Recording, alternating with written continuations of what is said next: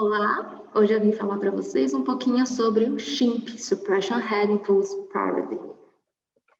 Antes de falar sobre o SHIMP, vou me apresentar. Eu sou Marina Panelli, sou fonoaudióloga e mestre em Ciências da Comunicação pela FOB USP, especializando em audiologia clínica pelo IEAA, e sou responsável por suporte clínico e treinamento na Interacústicas do Brasil.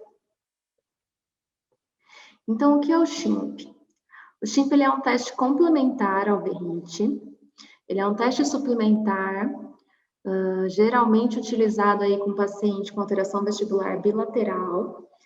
Diferente do VRIT, o alvo ele vai se mover com a cabeça, então o alvo vai fazer parte daqueles 5 pontos de laser que são projetados na parede, que está na ponte do óculos, e o paciente vai ser orientado a fixar os olhos no ponto de laser do meio. Então, se a cabeça se move, logo o alvo se move também, diferente do VRIT, onde o alvo é fixo. Ele vai resultar em um padrão sacádico complementar, tá? O SHIMP, ele pode ser utilizado aí em casos onde há dúvidas na interpretação do VRIT, e também ele pode ser utilizado aí para corroborar a função residual, que ajuda no prognóstico e nas expectativas da reabilitação vestibular. E quais são as principais diferenças entre o VRIT e o SHIMP? No VRIT, a presença da sacada compensatória, ela vai ser aí um indicativo de perda no correto funcionamento do reflexo vestíbulo ocular. Então, se eu tenho aí a presença das sacadas, eu não tenho um reflexo vestíbulo ocular funcionante, tá? Enquanto que no SHIMP, como a cabeça ela acompanha o alvo aí, o olho, na verdade, acompanha o alvo, eu vou ter um padrão sacádico complementar, tá? Então, aqui no SHIMP, os indivíduos normais que têm o reflexo vestíbulo ocular operante, eles vão gerar aí o que a gente chama de antissacada, tá? Enquanto que indivíduos com perda vestibular lateral, eles não vão gerar as sacadas.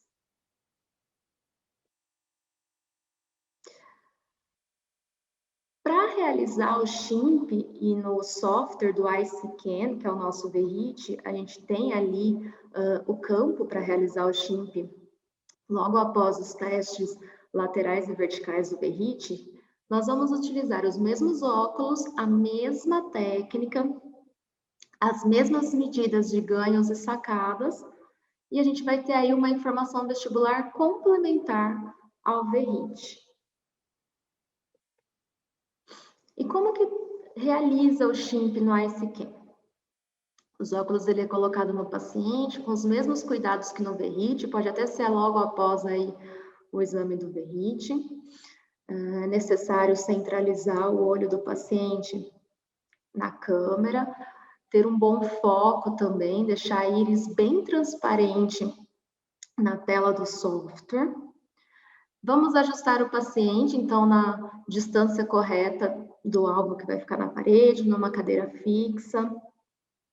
Calibrar os olhos desse paciente e vamos centralizar bem os pontos de laser na parede. Então, é importante que ele fique nesse formato de cruz e que o ponto do meio desse laser que é projetado na parede, ele fique aí alinhado com o ponto que a gente colou na parede para poder fazer o VRIT, que seria o ponto fixo. Os movimentos vão ser os mesmos que os laterais, tá? Então, vai ser o impulso lateral para a direita e para a esquerda, com os mesmos cuidados que do VRIT. Então, a gente tem que ter aí uma alta velocidade, pelo menos 150 graus por segundo. A gente tem que ter uma amplitude pequena, né? Tem que ser movimentos curtos aí, de 10 a 15 graus, e imprevisíveis para o paciente. Só que dessa vez, no VRIT para os canais laterais, a gente orienta que ele fique com o olhar fixo no ponto que está colado na parede, e aqui no SHIMP nós vamos orientar para que ele acompanhe o ponto do meio da projeção de laser, assim como está mostrado nessa figura ao lado. E o que a gente vai esperar aí de resultado para VRIT e para SHIMP? Se eu tenho aqui um VRIT saudável para o lado direito, por exemplo, aqui com ganho normal, sem presença de sacada, o meu olho ele consegue fixar no alvo. Para o lado esquerdo, posso ter aqui no exemplo um ganho reduzido e presença de sacadas. Então, meu olho não conseguiu fixar no alvo. Para o SHIMP, para o lado saudável, que no exemplo é o direito, eu vou ter o ganho acompanhando, sempre similar, porém, eu vou ter o que a gente chama de antissacada compensatória. Enquanto que para o lado que eu tenho um déficit do reflexo vestibulo-ocular, eu não vou ter a presença da sacada. E o ganho continua similar ao que nós já tínhamos visto no overheat. Então, aqui, se eu for comparar esse exame, acima eu tenho overheat, abaixo o SHIMP. O lado direito, eu tenho a funcionalidade do reflexo vestibulo-ocular, eu tenho um bom ganho, eu não tenho presenças de sacadas, enquanto que do lado esquerdo eu tenho um ganho reduzido e a presença da sacada descoberta.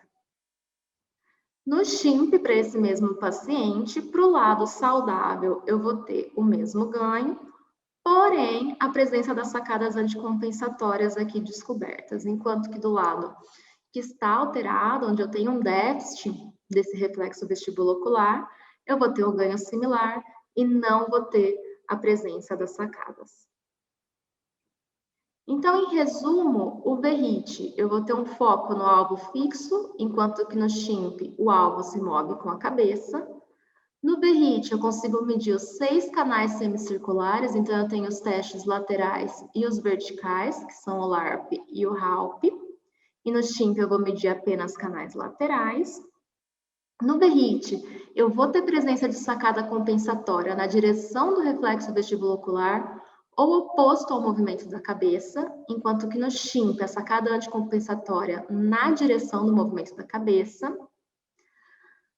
No overheat, eu vou estar medindo a perda vestibular e no SHIMP eu meço a função vestibular. E o overheat ele é mais utilizado em perdas vestibulares unilaterais e o SHIMP ele costuma ser mais utilizado em perdas vestibulares bilaterais. Como fonte eu utilizei aqui a Interacoustics Academy, que é a nossa academia que fica lá na Dinamarca.